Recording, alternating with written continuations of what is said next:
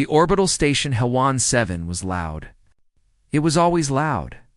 1,000 different species packed into one floating city in space, all of them eating, arguing, laughing, and making deals. The central mess hall was the worst place on the entire station. Aliens of every shape and size crowded around metal tables, fighting over food and seats like animals at a watering hole. Kong Do-yan walked through this chaos with a plastic tray in his hands. His boots were heavy. His shoulders ached. There was black engine grease under his fingernails that would never fully wash away, no matter how hard he scrubbed. He was 26 years old, a ship mechanic from the human colony of Neobizin, and he had been awake for almost 19 hours straight. His ship, a cargo hauler called the Persistent Roach, had limped into the station that morning with a cracked fuel injector. The captain had given him exactly 40 minutes to eat before his next repair shift. 40 minutes to find a seat, eat his food, and rest his legs. That was all he wanted. Just 40 minutes of peace. But there were no seats. Do-yan stood in the middle of the mess hall, tray in hand, and looked around with tired eyes. Every table was full. The scaled Valorians sat in their usual corner, their long tails wrapped around their chairs as they gossiped in hissing voices. The insectoid Kreth clicked and buzzed over bowls of protein cubes, their many eyes watching everything. A group of Gorvathi mercenaries laughed at a table near the window, their massive gray bodies shaking with each roar of amusement. There was no room anywhere. Then Do-yan saw it. One table in the far corner of the hall. It had 6 empty seats around it. Only one person sat there, a young woman in a hover chair. She was completely still, like a statue, her eyes staring at nothing. Do-yan walked toward the table. As he got closer, he noticed more details about the woman. She wore robes made of deep red silk with golden thread sewn into the fabric. The material looked expensive, more expensive than anything Do-yan had ever touched in his life. Her dark hair was pinned up in an elegant style, and her face was pale and beautiful like a painting. But there was something wrong. Something strange. She did not move at all. Not even a little. He stopped beside the table and waited for her to look at him. She did not. "Hey," Do-yan said. "Mind if I sit here?" No response. The woman did not turn her head, did not blink, did not acknowledge him in any way. Maybe she was deaf. Maybe she did not understand his language. Maybe she was just rude. Do-yan was too tired to care about any of those possibilities. He sat down. The chair was cold and hard, but it felt wonderful to take the weight off his feet. Do-yan set his tray on the table and picked up his chopsticks. The food was simple, station fare, rice and vegetables, with some kind of protein paste that claimed to taste like beef. It did not taste like beef. It tasted like sadness and recycled air. But Do-yan ate it anyway, because he was hungry and because he had learned long ago not to complain about things he could not change, as he ate. He glanced at the woman across from him. She had not moved. Her hands rested in her lap, perfectly still. Her chest rose and fell with shallow breaths, so she was definitely alive. But everything else about her seemed frozen. Even her eyes, which were dark and pretty, did not seem to focus on anything real. Do-yan looked around the mess hall again. He noticed something strange. People were watching him. Obviously not directly, but he could feel their eyes. The Valorians had stopped gossiping. The Kreth were clicking more quietly. Even the loud Gorvathi mercenaries seemed to be glancing in his direction. Why? What was so special about this table? He looked at the woman again. At her expensive robes, at her perfect stillness, at the hover chair that carried her body, a chair that probably cost more than his entire ship. A cold feeling crept into Do-yan's stomach. He had made a mistake. He did not know what kind of mistake, but he knew it was bad. This woman was someone important, someone powerful, and he had just sat down at her table like she was any ordinary person. But it was too late now. Standing up and leaving would draw even more attention. So, Do-yan did what he always did when he was uncomfortable. He kept eating and pretended nothing was wrong. The woman still did not move, still did not speak. She just sat there in her hover chair, breathing slowly, existing in silence. Doyan finished his meal. He had 15 minutes left before his shift started. He should leave. He should go back to his ship and fix the fuel injector and forget about this strange woman in her expensive robes. That was the smart thing to do. Instead, he stayed. He did not know why. Maybe it was curiosity. Maybe it was the way everyone else in the hall seemed to avoid this corner like it was cursed. Maybe it was the loneliness he saw in the woman's empty eyes. A loneliness he recognized because he felt it himself sometimes late at night. When the ship was quiet and the stars outside his window seemed very far away. Doyan, he said, not expecting an answer. Kang Doyan. I fix ships. That's what I do. The woman did not respond. This station is pretty crowded, he continued. Couldn't find a seat anywhere else. Sorry for bothering you. Silence. Doyan sighed. He picked up his empty tray and stood. Whatever this woman's story was, it was not his business. He had engines to repair and a captain to satisfy. The galaxy was full of strange things, and he could not stop to wonder about all of them. See you around, he said. Even though he knew she probably could not hear him, he walked away. Back into the noise and chaos of the mess hall. Back to his small life of grease and metal and endless work. He did not see the woman's eyes move. He did not see them follow him as he left, tracking his path through the crowd with desperate, silent intensity. She had heard every word. Doyan came back the next day. He did not plan to. He told himself he would find another table, sit somewhere normal, eat his food like a sensible person. But when he walked into the mess hall with his tray, his feet carried him to the same corner without asking his brain for permission. The woman was still there. Same hover chair. Same red robes. Same frozen stillness. She looked exactly like she had the day before, as if time had stopped for her, while the rest of the universe kept moving. Doyan sat down across from her. Me again, he said. Hope you don't mind? She did not respond. But she also did not seem to mind. So Doyan started eating just like before. The mess hall was loud again. Aliens of every kind filled the space with noise and movement. But this corner remained quiet, like a bubble of silence in the middle of a storm. Doyan found that he liked it. He had spent his whole life surrounded by the roar of engines and the hiss of welding torches. Silence was rare for him. Silence was a gift. He ate his food slowly, making it last. Between bites, he talked. He did not expect answers. He just talked because talking felt better than sitting in complete silence. Had a rough shift yesterday, he said. The fuel injector was worse than I thought. Had to take apart half the engine just to reach it. Captain was angry because we lost time. But what am I supposed to do? You can't rush repairs. Engines don't care about schedules. The woman sat motionless, her eyes pointed at the table. Valorian ships are the worst, Doyan continued. Pretty on the outside, garbage on the inside. They design everything to look good, nothing to work well. Last month I worked on this Valorian cruiser that had its cooling system installed. Backwards, backwards. The whole thing would have exploded if someone turned it on. He shook his head. Still annoyed by the memory, humans make better ships. We're not as flashy, but our stuff works. That's what matters, right? Function over form. Keep it simple. Keep it running. The woman's eyes moved. Doyan almost missed it.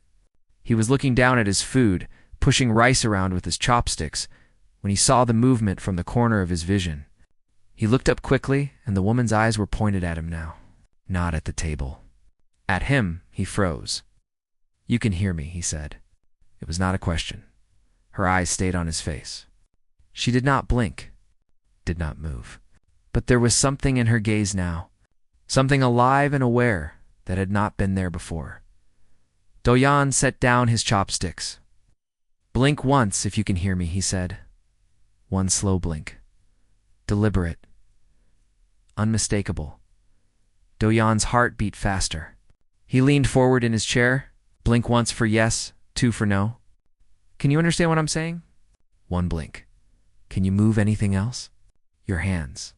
Your head. Two blinks. Just your eyes. One blink. Doyan sat back. His mind was racing now, putting pieces together. The expensive clothes, the hover chair. The way everyone avoided this table like it was poison. This woman was paralyzed, completely paralyzed from the neck down. She could think and see and hear, but she could not move or speak. She was trapped inside her own body. Where are your people? He asked. Your guards? Your family? 2 blinks? Nobody's coming for you? 2 blinks, are you stuck here? Like really stuck? No way to leave? 1 blink. Doyan stared at her for a long moment. He thought about the situation carefully. A paralyzed woman in expensive clothes, abandoned on a crowded station with no guards, no help, no voice. That was not an accident. That was something else. Something deliberate and cruel. Someone did this to you, he said slowly. Someone put you here on purpose. 1 blink. Her eyes were wet now, shining with tears she could not wipe away. Doyan felt anger rise in his chest. He was not an important man. He was not powerful or rich or connected. He was just a mechanic, a nobody who fixed broken things for a living. But he knew injustice when he saw it. He knew cruelty when it sat across from him at a mess hall table. What's your name? He asked. She could not answer. She could only blink. Doyan thought for a moment. I'll say letters. Blink when I hit the right one. We'll spell it out together. It took almost 10 minutes, but they did it. Letter by letter, blink by blink, she gave him her name. Yuna. Juna Dojen repeated. That's pretty. I'm going to help you, Yuna. I don't know how yet, but I'm going to figure it out. The tears spilled down her cheeks now, running over her motionless face, dripping onto her silk robes. She could not thank him. She could not explain. She could only blink and cry and hope. Doyan reached across the table and gently wiped her tears with his sleeve. His hands were rough and calloused, still stained with engine grease. But his touch was gentle. Don't worry, he said. I fix broken things. That's what I do. And I'm not going to leave you here alone. He meant every word. Doyan spent his savings on a diagnostic kit from the black market. He bribed a Kreth medical supplier for neural interface documents. He traded his spare engine parts for tools he did not know how to use. Every free moment he had, he spent learning about the technology that kept Yuna alive and silent. She had a voice synthesizer attached to her throat, a small silver device that should have let her speak through a neural connection. But when Doyan examined it on the 4th day, he discovered something that made his blood run cold. It's not broken, he said, his voice tight with anger. Someone locked it. Military-grade encryption. Someone deliberately turned off your voice. Yuna's eyes widened. She had suspected betrayal. Now she knew it for certain. Doyan worked in her tiny station quarters, a small room that should have been a royal suite, but had been downgraded to a storage closet with a bed. The station officials had claimed there was a booking error. Doyan knew that was a lie. Everything about Yuna's situation was a lie, carefully designed to make her disappear. Through slow, painful conversations of blinks and spelled-out words, Yuna had told him pieces of her story. She was the daughter of Emperor Imtason, ruler of a vast galactic empire that stretched across 1,000 worlds. She had been paralyzed since childhood, injured in an assassination attempt meant for her father. The Emperor loved her, she believed, but he was surrounded by people who saw her as a problem, a weakness, an embarrassment. Her uncle, Grand Admiral Imwanchik, was the worst of them.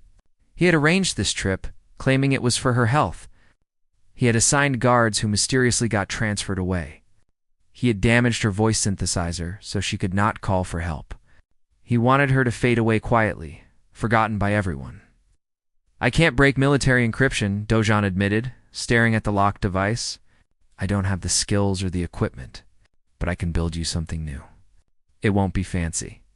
It won't be royal quality, but it will work. One blink from Yuna. Yes, please. Anything. Doyan worked through the night.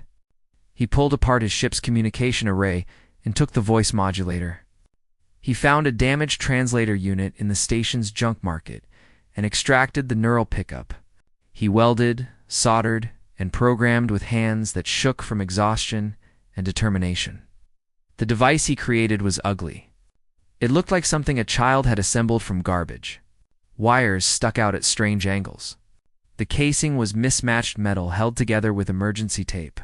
But when Do-Yan connected it to the neural port behind Yuna's ear, the readings on his diagnostic kit showed a stable signal. "This is going to feel strange," he warned her. "The calibration might hurt. But I need you to try to speak. Think about speaking. Focus on the words you want to say." Yuna's eyes fixed on his face. She concentrated with all her strength. Static crackled from the ugly device on her throat, hissing, popping. Then slowly, sounds that might have been words can hear. Do-Yan adjusted a dial on the device. "Can you hear me?" The voice was rough and mechanical, nothing like a human voice should sound. It buzzed and wavered with each syllable. But it was speech, real speech. Words coming from Yuna's mind, traveling through Do-Yan's crude machine, becoming sound in the air. "I can hear you," Do-Yan said. His own voice was barely steady. "I can hear you just fine." Yuna's mechanical voice cracked with emotion. "I thought I would never speak again. I thought I would die silent, alone, forgotten. It's not going to happen. You don't understand." Her streamed down her face again, but this time she could tell him why. "My uncle did this. Grand Admiral Wanshik. He wants me dead. He wants the Emperor to forget he ever had a daughter. I am nothing to them. A broken thing to be thrown away." Do-Yan knelt beside her hover chair so their eyes were level. "Oh." "Listen to me," he said. "I've spent my entire life fixing broken things.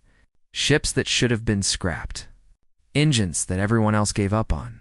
Do you know what I learned? Nothing is ever truly broken. Things just get abandoned by people who don't want to do the hard work of fixing them." He took her motionless hand in his, holding it gently, even though she could not feel his touch. "You are not broken, Yuna. You never were. You were just surrounded by people who didn't care enough to help you. That's over now. I care. And I'm not going anywhere." Yuna looked at this strange human, this dirty mechanic from some backwater colony, and she saw something she had never seen before. She saw someone who looked at her and did not see a burden, did not see a problem, did not see a political complication to be managed. He just saw a person who needed help. "Why?" she asked through her crackling new voice. "Why do you care? You don't know me. I can offer you nothing. I can't pay you. I can't protect you. Helping me will make you an enemy of the most powerful people in the Empire." Do-Yan shrugged, a simple human gesture that somehow conveyed everything. "Because you needed someone," he said, "and I was there. That's reason enough for me." In that moment, in a cramped storage room, on a crowded station, something changed. Yuna had spent her whole life surrounded by servants and guards and courtiers. People who served her because of her title and her blood. But this was the first time anyone had helped her simply because she was a person who needed help. She would never forget it. Do-Yan had no power, no wealth, and no connections. But he was human, and humans had something that no other species in the galaxy understood. They had networks. They had loyalty. They had a stubborn refusal to leave their own people behind. He contacted the Human Trade Union, a loose organization of human merchants, mechanics, and workers scattered across the galaxy. They had no official authority, no military strength, no political influence. But they talked to each other, and when one of their own needed help, word spread fast. Within hours, the message traveled through back channels and encrypted frequencies. A mechanic named Kong Do-Yan had found the Emperor's missing daughter on HFY 7. The Grand Admiral had tried to make her disappear. She was alive. She could speak again. And she needed rescue. The first response came from a human cargo captain named Park Sumin. She docked her ship at the station and brought food, medical supplies, and 2 security guards who owed her favors. The second response came from a human diplomat named Cho Min-jae, who worked at the Imperial Embassy 3 systems away. He started making calls to people he knew in the Emperor's personal staff. People who had wondered for weeks why the princess had stopped sending messages. The third response came from the Emperor himself. Tayson received the news during a formal dinner with foreign ambassadors. His servants said he went pale, then red, then a color that had no name in any language. He left the table without a word, walked to his command center, and ordered his personal fleet to HFY 7 at maximum speed. 16 warships arrived at the station. 2 days later, Do-Yan was in Yuna's room when the station's alarms began to scream. Through the small window, he could see the massive shapes of Imperial cruisers blocking out the stars. They were beautiful and terrifying, weapons of destruction wrapped in elegant metal shells. "He came," Yuna said, her mechanical voice filled with wonder. "My father actually came. Did you think he wouldn't?" "I thought he wouldn't know. I thought my uncle had hidden everything. I thought I would die here, and he would never find out the truth." The door to her room burst open. Imperial guards in golden armor flooded inside, weapons raised, eyes scanning for threats. Behind them came a man in dark robes, tall and gray-haired, with a face that looked like it had been carved from stone. Emperor Imtason stared at his daughter. At her tiny room? At the ugly mechanical device on her throat? At the human mechanic standing beside her with engine grease on his clothes and defiance in his eyes? "Yuna," the Emperor said. His voice cracked on the single word, "Father." He crossed the room in 3 steps and knelt beside her hover chair, taking her motionless hands in his own. Tears ran down his face, the face of the most powerful man in the galaxy, weeping in front of his soldiers like a common father who had almost lost his child. "I thought you were receiving treatment," he said. "Wanchik said you were at a medical facility. He said you were improving. He said you didn't want visitors." Wanchik lied. Yuna's mechanical voice was steady now, strong with anger that had been building for weeks. "He sent me here to die. He sabotaged my voice so I couldn't call for help. He reassigned my guards. He wanted me to disappear." The Emperor's face transformed. The grief became something else, something cold and terrible that made even his own guards step back. "Where is my brother?" he asked. "The Grand Admiral's fleet is currently positioned near the outer rim," one of the guards reported. "He claims he is conducting military exercises. He is running." The Emperor stood, his jaw tight. "Seize him. Seize everyone who helped him. I want them all alive. They will answer for this." "Yes, Your Majesty." The guards began issuing orders through their communication devices. The wheels of Imperial justice were turning now, unstoppable and merciless. Grand Admiral Wanchik had made a fatal mistake. He had forgotten that his brother loved his daughter more than power, more than politics, more than anything in the universe. The Emperor turned to look at Do-Yan, who was still standing beside Yuna's chair with his arms crossed. "No," the Emperor said. "You are the mechanic. The one who found her. The one who gave her back her voice. That's right. Should bow to your Emperor." Do-Yan looked at the most powerful man in the galaxy. He thought about the weeks Yuna had spent alone, abandoned, crying tears she could not wipe away. He thought about the Grand Admiral who had tried to throw her away like garbage. He thought about all the servants and guards and courtiers who had looked the other way. "No offense," Do-Yan said, "but where were you?" Every guard in the room tensed. Hands went to weapons. Eyes went to the Emperor, waiting for the order to kill this disrespectful human. The Emperor stared at Do-Yan for a long, silent moment, then he laughed.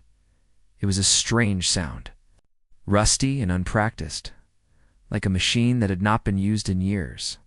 But it was real. The Emperor was laughing. "You have courage," the Emperor said. "More courage than most of my generals, not trying to be brave. I'm just tired and angry. Your daughter almost died alone on a station full of people, and nobody cared enough to help her. I'm a ship mechanic from Neo-Bizin. I have nothing.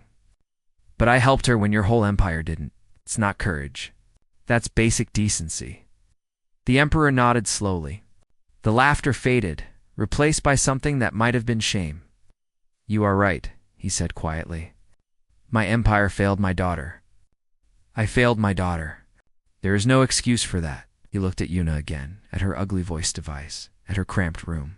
"I am taking you home," he told her, "and I am never letting you out of my sight again."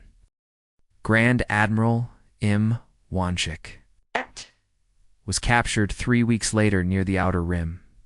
his fleet surrendered without a fight. When they learned the Emperor himself was coming for them, the Grand Admiral tried to escape in a small shuttle, and human traders had already spread word of his crimes to every station in the sector. He found every port closed to him, every refueling station unwilling to help, every ally suddenly deaf to his calls. He was brought back to the imperial capital in chains. His trial lasted for days.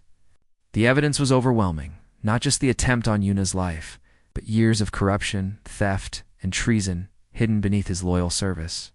The court found him guilty of 17 different crimes. The emperor signed his execution order without hesitation. Dojan did not attend the trial. He did not care about politics or revenge. He stayed on HFY 7 for 2 more weeks, finishing the repairs on the persistent roach and saying goodbye to the other humans who had helped him. Then he prepared to leave to find another ship that needed fixing. Another job that would keep his hands busy and his mind quiet, but the Emperor had not. He's forgotten him. An invitation arrived on Dojin's communication device. Written in formal language with the imperial seal at the bottom, he was summoned to the capital to receive his reward for saving the princess. Refusing was not really an option. When warships were already waiting to escort him, the imperial palace was the largest building Dogen had ever seen. It rose from the surface of the capital world like a mountain of white stone and golden metal, surrounded by gardens that stretched to the horizon. Servants in silk robes led him through endless hallways, past paintings and sculptures and treasures from 1,000 conquered worlds. The throne room was at the heart of the palace. Emperor Imtasin sat on a chair carved from a single piece of crystal, surrounded by courtiers in expensive clothes and generals in decorated uniforms. At his right side, Princess Imuna sat in a new hover chair, this one made of silver and covered with precious stones. But Doyen noticed that she still wore his ugly voice device around her throat. Even though a beautiful new synthesizer was visible at her collar, Kung Doyon of Neobizan, the emperor announced, "You saved my daughter when my empire abandoned her. You gave her a voice when powerful men tried to silence her forever. For this, I owe you a debt that can never be fully repaid." The courtiers murmured among themselves, watching the dirty mechanic with curious eyes. "Name your reward," the emperor continued. "Anything within my power is yours.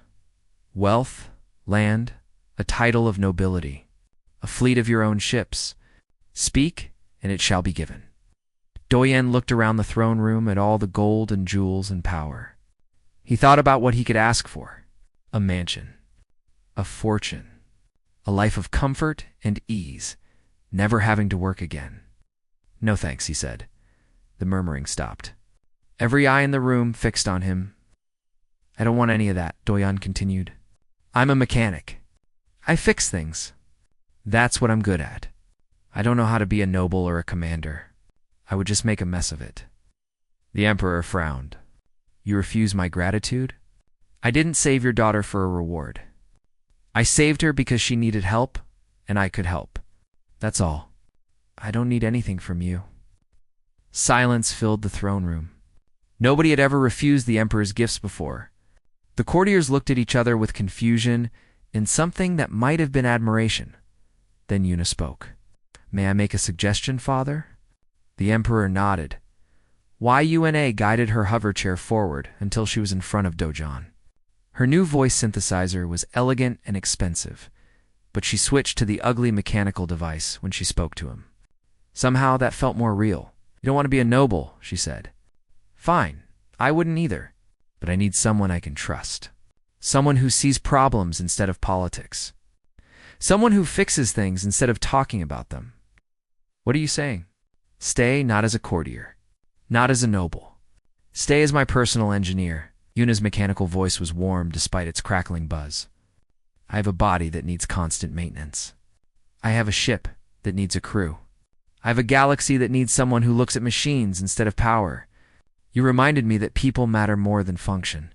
Help me remind everyone else." Doyen stared at her. "You want me to fix your hover chair for the rest of my life? I want you to help me build something new. The Empire is old and broken in ways that nobody wants to admit. You've taught me that broken things can be fixed if someone cares enough to try. I want to try, and I want you to help." Doyan thought about his life before this. The lonely meals in crowded mess halls. The endless shifts in engine rooms that smelled like oil and sweat. The empty bunks and silent nights on ships that were never really home. Then he thought about the corner table on HFY 7, about the woman who had listened to him talk about fuel injectors, about the feeling of wiping tears from her face with his greasy sleeve. "All right," he said, "but I'm not wearing fancy robes. I wouldn't dream of asking." The Emperor watched this exchange with an expression that nobody could quite read. Then he smiled, a real smile that softened his hard face. "It is decided," he announced. "Kong Doyan will serve as the princess's personal engineer.